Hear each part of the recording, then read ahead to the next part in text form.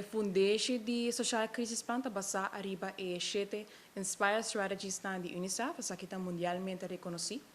Nós está adoptar e Inspire Strategies na aqui, dentro fundatie, então a base de aqui, nós está trabalhando na Aruba intersectoral, nós está cobre 4 setores, que é a parte judicial, a parte saúde, a parte ensinança e também a cadre social.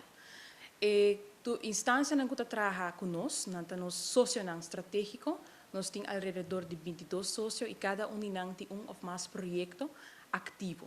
Essa aqui turta é o auspício de SAP, Social Crisis Plan.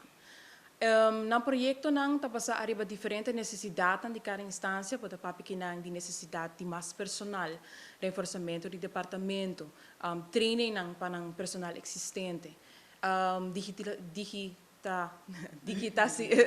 digitalizar no sistema de registrar. Então, tem diferentes necessidades que guarda complicado, né?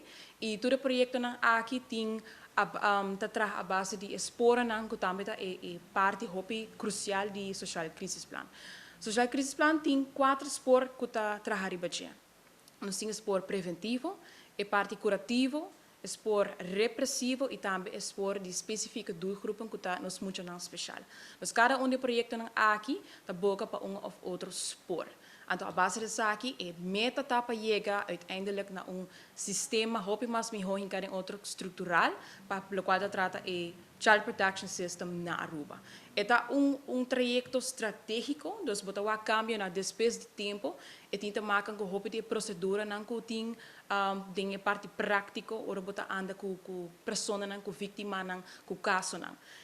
Social Crisis Plan, a base de essa aqui também tem diferentes outros programas que também se conhecem. Um como que mencionar para começar, tá é social, é centro de jovem e família. Esse aqui é um centro de encontro de prevenção. O centro aqui também é lugar que a família vulnerável por chegar e ajuda e sustém com o mestre.